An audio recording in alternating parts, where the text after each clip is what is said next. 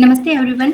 I'm Nisha, a research scholar in Central University of Haryana, and the title of my paper is Gods at War with Humans: A Critical Analysis of Mahabharata. Though the 10 minutes are very less to present any layered idea like this, still I would try. This article will focus mainly on two aspects. One is the Varna system or caste system in the great epic Mahabharata, and the second is how low Varna people were discriminated against by the progeny of gods to assert their superiority. In Ramayana, we see idol worship is there, but in Mahabharata, there is no idol worship. Ramayana happened to be in Treta Yuga, which came prior to the Dwapar Yuga, that is the age of Mahabharata. It seems that over time people had stopped idol worship, rather they were inclined towards nature as their god. That might have infuriated the gods, so-called gods, so they waged war against humans to assert their superiority and named that war Dharma Yudh. They called those nature lovers adharmi who discarded idol worship, and it is so called that the Mahabharata war was to establish dharma and eradicate adharma. The result of the war was that idol worship again came into practice in Kali Yuga that followed just after Dwapar Yuga. Dharma Yudh is a Sanskrit word that is made up of two root words, that is dharma plus yudh. Dharma means righteousness and yudh means warfare. So the word dharma yudh refers to a war that is fought while following several rules that make the war fair. On one side, was Krishna, Yudhishthir, Bhim, Arjun, Nakul, Sahadev, and Drishdyumna, and many more. In short, we can say progeny of gods who claimed themselves the savior of Dharma and waged war against those whom they considered as threat to their authority. Being gods or progeny of gods, they felt themselves superior to humans, and for them, it was adharma if someone did not abide by this notion. In the Bhagavad Gita itself, Krishna proclaims his supremacy above all. I quote from chapter 15 and shlok 19 of Bhagavad Gita. Yo mam ivam asma mudho janati purushottamam sa sarva vidha bhajanti mam sarva bhavane, means those who know me without doubt as the supreme divine personality truly have complete knowledge. On Arjun, they worship me with their whole being. The Purusha Sukta is the 19th Sukta in the 10th Mandal of Rigveda, which states that Prajapati created the human being and set one social and cultural tradition to maintain social harmony and dharma. The Varna system categorizes the four hierarchically, with the Brahmins at the top, and above them are gods and demigods. One can uplift himself or herself to the upper world based on his deeds, and vice versa. It is stated in Manusmriti. Like Maharshi Valmiki, who created the Ramayana, was also a Shudra, but based on his karma, he upgraded himself to the status of a holy sage. But nowhere in is written, and not we find any instance in the sacred text where one can uplift himself to the status of a god or demigods. So the Mahabharata war was not to establish any dharma, rather to maintain hierarchy, or we can say godly superiority over humans. Vidur, despite being a wise and an intellectual person, was always considered a Shudra because he was born from the womb of a maid, a Shudra. If there was matriarchy and a child was known by the Varna of his mother, then Vyas was also a Shudra. So were his sons Dhritarashtra, Pandu, and Vidur. Pandu had not fathered any child. All the children that his wives gave birth to were from different person, or you can say gods. But Dhritarashtra fathered 100 sons and a daughter, who in turn were known as Kauravas. So the war was between the progeny of gods and the Shudras. Bhishma was also the son of goddess Ganga, but he was bound to his vow to serve the throne of Hastinapur. That's why he sided with Kauravas. Danvir Karna was also progeny of god, but this fact was unknown to everyone. Pandavas considered him a Shudra and treated him badly. Bhishma and Karna both denied their birth, so they were punished and killed by treachery during the Great War of Mahabharata. Draupadi's swayamvar was an incident where this godly superiority was asserted so cunningly when Draupadi rejected Karna by calling him a sooth. Although she was also a divine lady, she could have the right to do so.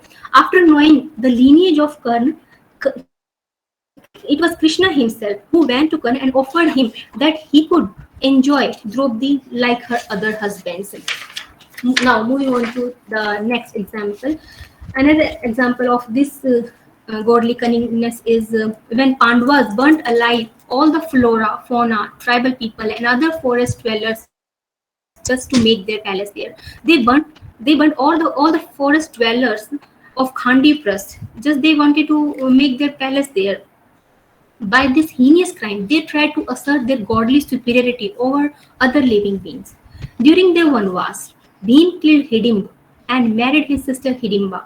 This marriage did not mean that they had left their pride of being the progeny of gods or started to value the lives of other creatures. Rather, they made use of these people for their benefit.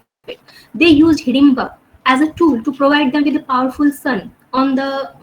They did all this on the order of their mother Kunti. Hidimba and her son were forgotten forever until they needed Ghatotkach, Hidimba's son, for their benefit. Ghatotkach was used as a cannon fodder to fight and die during Mahabharata war. Ghatotkach and his mother were discriminated against because of their social standard and progeny. This discrimination could also be seen even in death also. Abhimanyu, who was the son of Arjuna and Subhadra, when he got killed in Chakravyuh, Arjun got so much pain.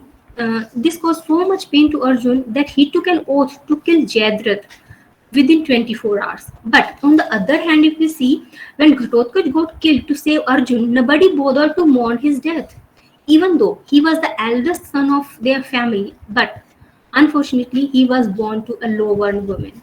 Krishna celebrated and danced with joy on the death of Ghatotkach. He roared and embraced Arjun with delight. When Arjun asked Krishna the cause of his immense delight, he said, यदि होने नह निश्यन्ति कर्णं सकत्या महामृदे मया वध्यो अभविष्यति स भैम सेनि घटोत्कचः मया न नीतिः पूर्वमेषः युष्म प्रत्येस्ना एष हि ब्राह्मण देविषि यज्ञवेदिषि च राक्षसः धर्मस्य लोप्ता पापात्मा तस्माय एषः निपाति. Means, I have caused the death of Ghatotkach using Karna's Shakti weapon. I made him killed by Karna. Out of affection for you, I did not slay him before. If Karna had not slain him, then I would have killed him with my own weapons. Those who destroy religious principles will be killed either by me or through my different energies. This gang of gods did not have any humanity or emotions for Shudras.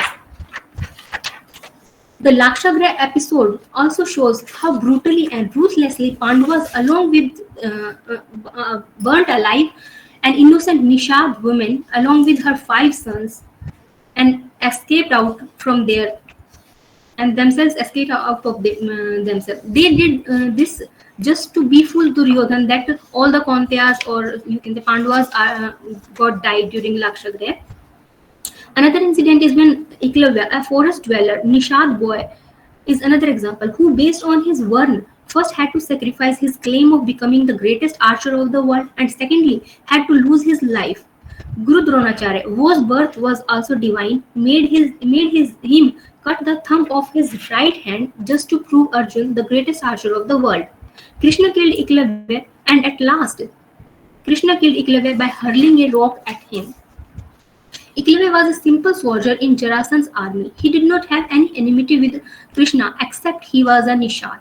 Perhaps that was why he was despised by and killed. Both Jarasandha and Shishupal denied the divinity of Krishna, which was the reason they were killed so cunningly.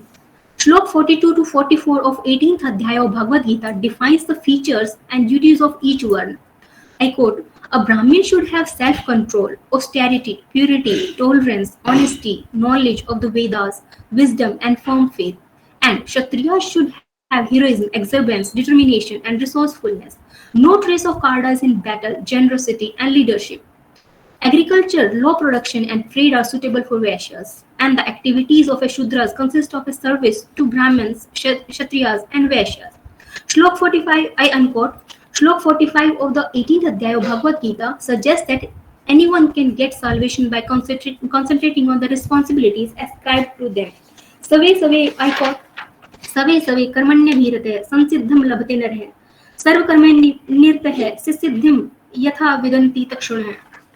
Bhagavad Gita, chapter 18, in Shlok 45.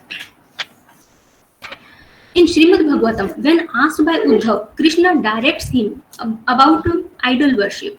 He said that deity form to be worshipped may be constructed of any one of these substances, that is stone, wood, metal, clay, paint, sand, jewels, etc. I quote from Srimad Bhagavatam, Canto 11, chapter 27, and Shlok 15. One should worship me in my deity form by offering the most excellent paraphernalia.